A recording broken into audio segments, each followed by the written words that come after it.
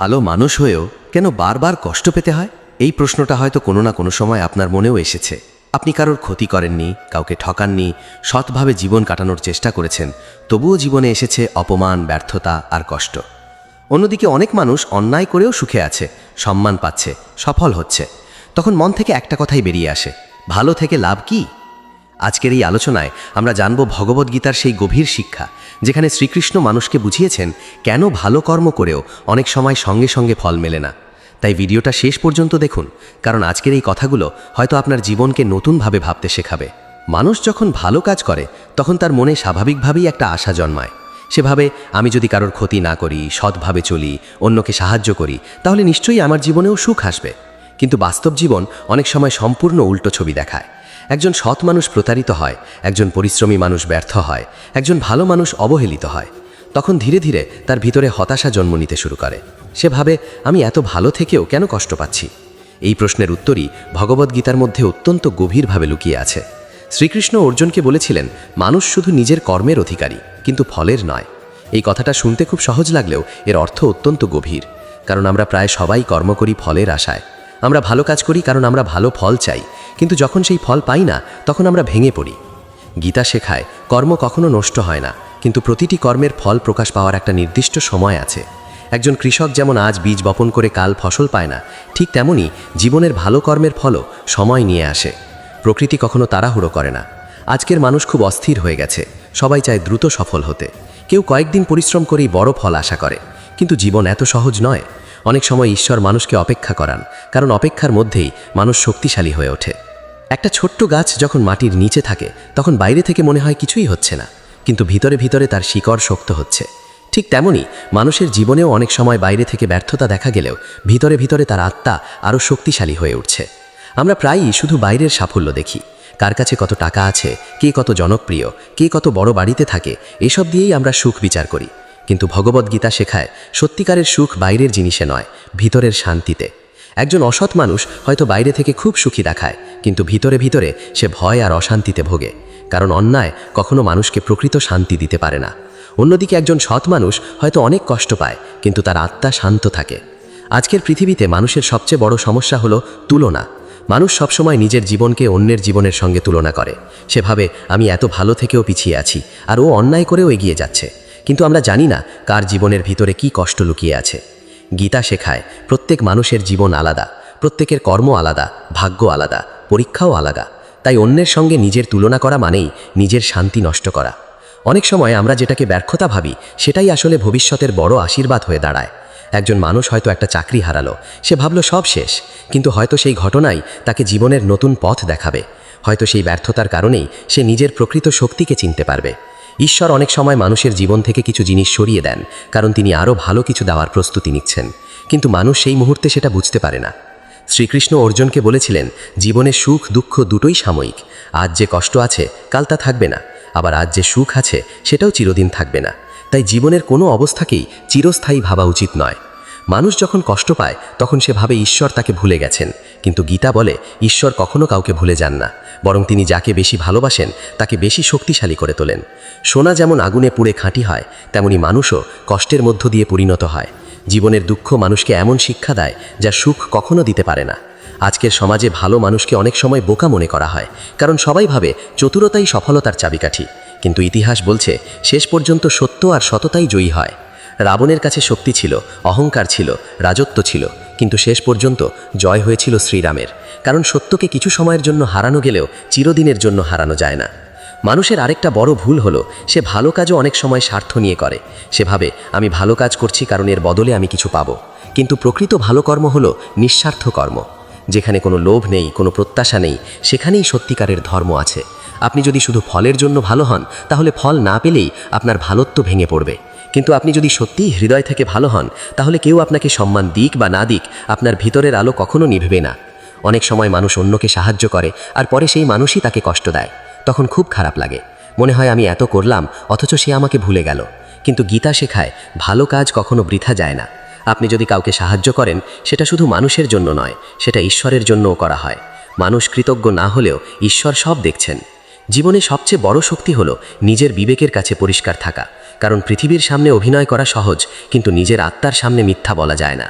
যে মানুষ অন্যায় করে সে হয়তো কিছু সময়ের জন্য সফল হতে পারে, কিন্তু ভিতরে ভিতরে তার শান্তি ধ্বংস হয়ে যায়।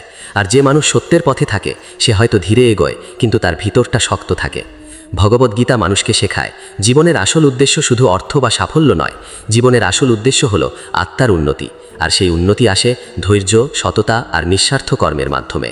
তাই যদি আপনার জীবনেও কষ্ট আসে, যদি আপনার ভালো কর্মের ফল সঙ্গে সঙ্গে না মেলে, তাহলে ভেঙে পড়বেন না। কারণ ঈশ্বরের বিচার মানুষের বিচারের মতো তাড়াহুড়ো নয়, তিনি সঠিক সময়ে সঠিক ফল দেন। হয়তো আজ আপনি যা হারাচ্ছেন, আগামী দিনে তার চেয়েও বড় কিছু পেতে চলেছেন। মানুষের জীবনে সবচেয়ে কঠিন মুহূর্ত আসে তখন যখন সে নিজের ভালোত্ব নিয়েই সন্দেহ করতে শুরু করে। বারবার কষ্ট পেতে পেতে সে ভাবে হয়তো ভালো হওয়াটাই ভুল। কারণ সে দেখছে যে মানুষ মিথ্যা বলে, প্রতারণা করে, অন্যকে ব্যবহার করে, সেই মানুষই দ্রুত সফল হয়ে যাচ্ছে।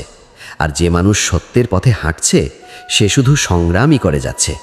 এই অবস্থায় অনেক মানুষ ধীরে ধীরে বদলে যায়।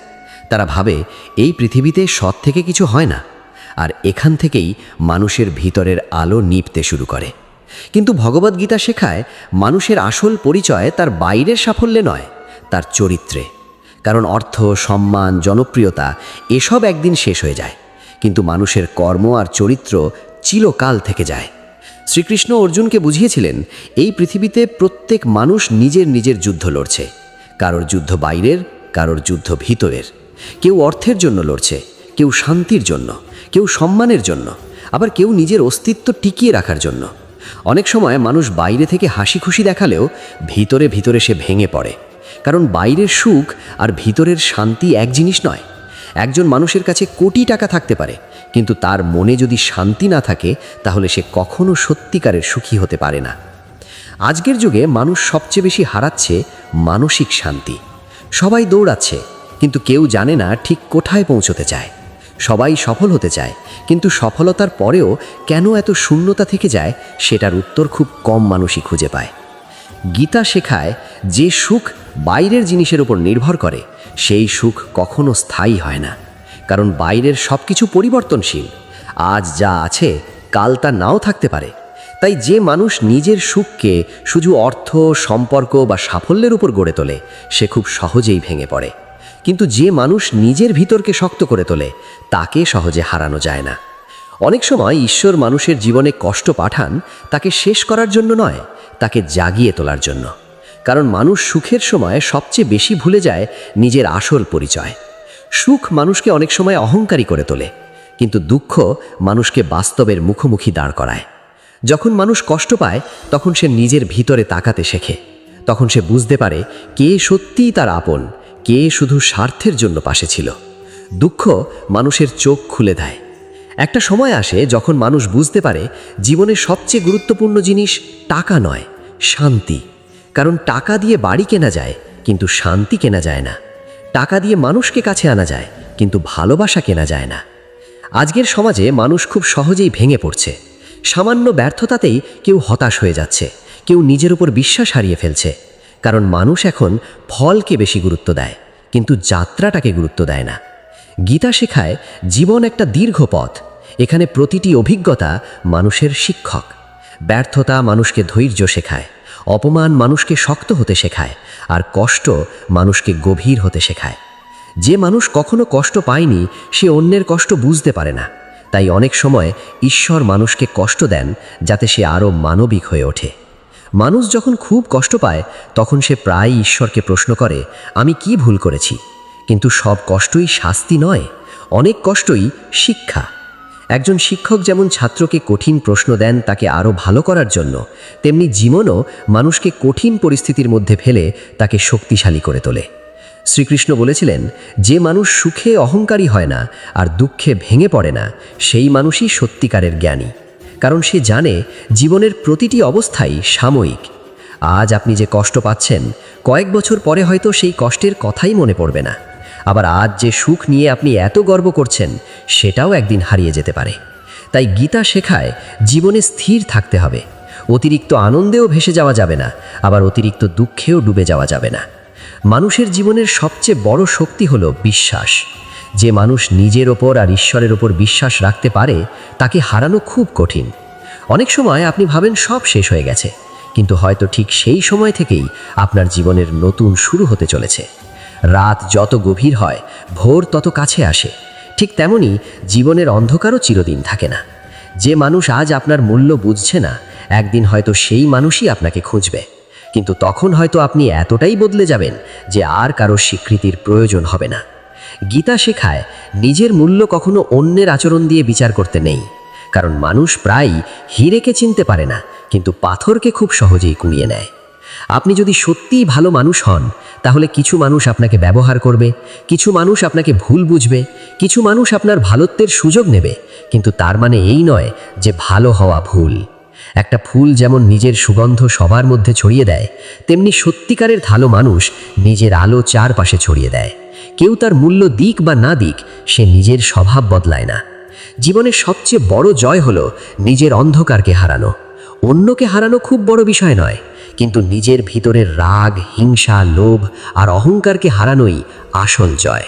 আর এই জয় মানুষকে সত্যিকারের শান্তি দেয়। মানুষের জীবনে এমন কিছু মুহূর্ত আসে যখন সে সম্পূর্ণ একা অনুভব করে। চারপাশে অনেক মানুষ থাকলেও মনে হয় কেউ তাকে সত্যি বুঝতে পারছে না।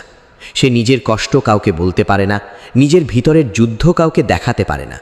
বাইরে থেকে সে স্বাভাবিক থাকে, হাসে, কথা বলে, নিজের কাজ করে যায়, কিন্তু ভিতরে ভিতরে ধীরে ধীরে ভেঙে পড়তে থাকে।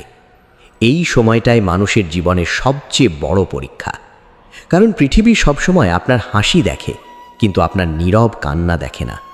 মানুষ আপনার সাফল্য দেখে হাততালি দেয়, কিন্তু আপনার সংগ্রামের রাতগুলো কেউ দেখে না। ভগবদ্গীতা শেখায় মানুষের সবচেয়ে বড় যুদ্ধ বাইরের নয়, ভিতরের।